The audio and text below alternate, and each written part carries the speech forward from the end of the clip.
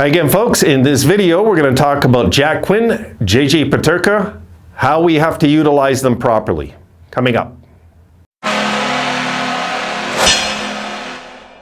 Reason I'm bringing up these guys is because I think they're going to be part of our team next year, folks. I don't think that's a stretch to say that. I really believe they're both going to cut the team after there'll be the training camp, the preseason, and I think the final cuts, they will make the team. Because I think we're going to let some players go. We're going to have roster spots open, and we got to start getting these kids into NHL players, and I think they're ready right now, those two. These two right now are ready, And I think they can take big steps this year, like we seen Samuelsson take last year on the blue line. We've seen that happen. But we have to do some things properly, I believe, to get this done right. We don't want to just throw guys into the fire and say, here, good luck, We don't want to go that route. Some things I wanted to talk about that I wrote down here as well on this idea. These are just some talking head videos tonight, guys, and I got a trade proposal I'll throw at you later on too, if I can get these videos in. So let's get going. So we must utilize Peterka and Quinn properly in the bigs.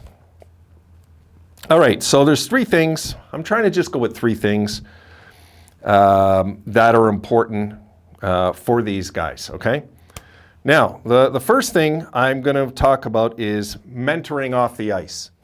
I think mentoring off the ice we can do now. I think we have enough leadership on this team now with now that we've made some trades on this team and got some guys the hell out of here.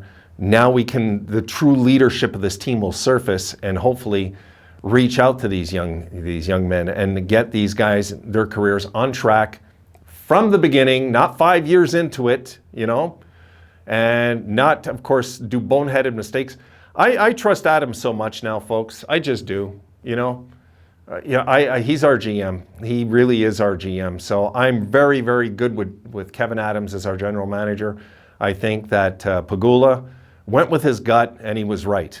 Went with his gut, saying this was the one guy that he's chosen to be the general manager, not listening to 10 other people saying, you got to get this guy, get this guy, get this guy. So now you got a general manager who's very approachable, that if these guys need to talk, it's not Mr. Adams, can I see you? It's Kevin, can I come on? You got a few minutes? And he'll say, sure, come on in. This is the kind of atmosphere that we have now, guys. This is the kind of franchise that we have again. And these are, I think, instrumental into building a team long-term, is that you have a family-oriented atmosphere where everybody cares about everybody and everybody gives a damn about everybody because everybody cares about this. And when you have that kind of thing going on, you got a team. I don't care what the wins and losses are. I just don't. Not when you have a structure built from internal the way it looks like we do right now. I mean, you see Kevin Adams, folks, when he's talking even with his scouts and stuff, just how they laugh together and they're having a good time. They're just, you could tell Kevin Adams brings a stress-free atmosphere, but a very serious business atmosphere all at the same time. And that for young guys like Quinn and Peterka is key, right? This is a key thing, I believe. So the mentoring off the ice is not just with the players, it's with management, coaching staff, trainers. I think all of this right now is very healthy off the ice. We just don't know because we just don't see it. We're not there. I mean, the closest look we'll get at that, guys, is Sabres embedded, right? It's the closest thing we'll see behind the scenes. It really is. I wish they made more episodes of those. I really do. God, I could watch those all day long if they had more, but they don't. All right, the next thing, I'm going to go with, we got to sign some sandpaper to this team, okay? We got to get some sandpaper in this lineup to protect guys like Quinn and Peterka. And, we don't want to be defenseless, okay? It's important that you got some sandpaper in the lineup. You've got to get some tougher guys in this lineup. And I'm talking two guys that cost maybe $2.5, $3 million a year.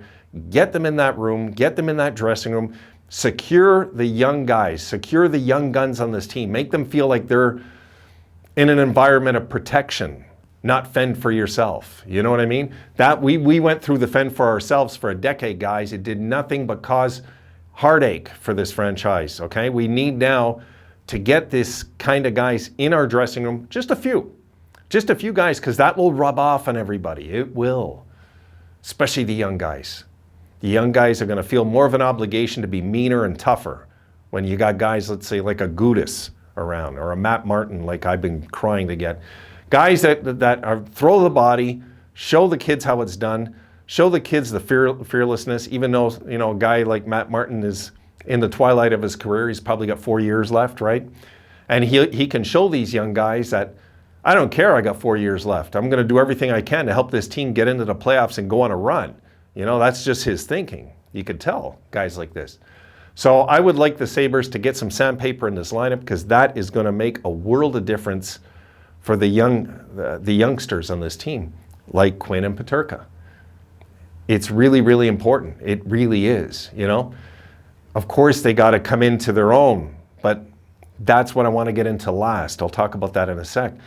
But making sure they're protected, making sure there's an environment where they can go to, you know, just go to when they need to talk or whatever it is, or have everybody's, you know, like understandable, reachable.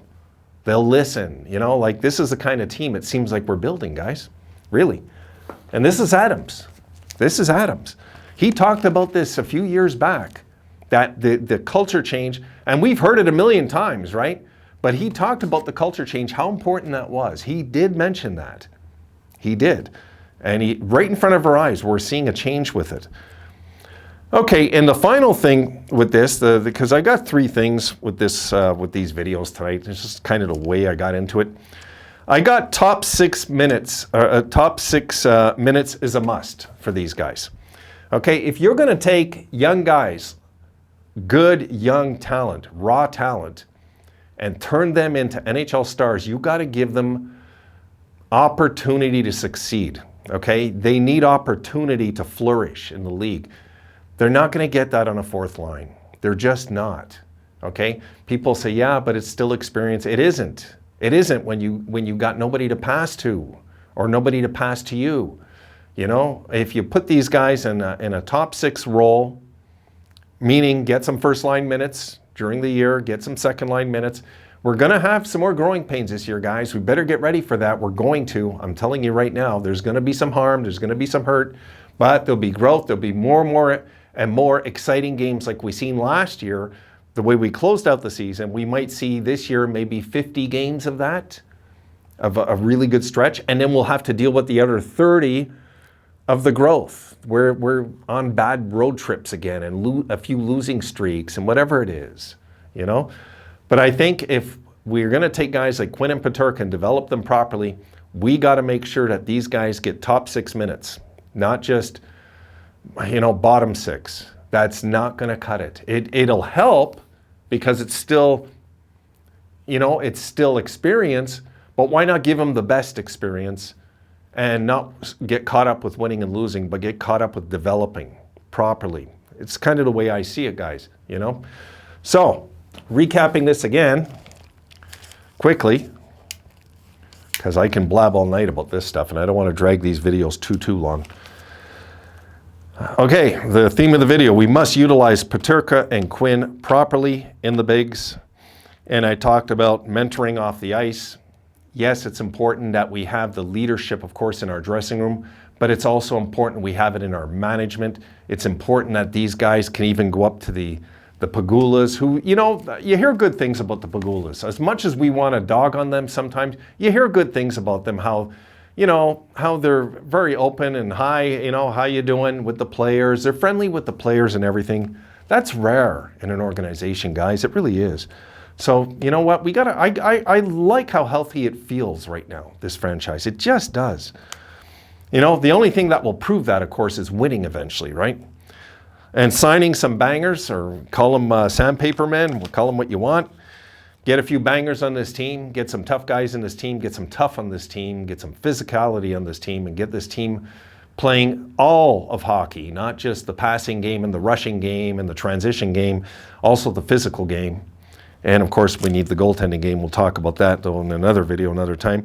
And the top 6 minutes is a must. Absolutely, I believe.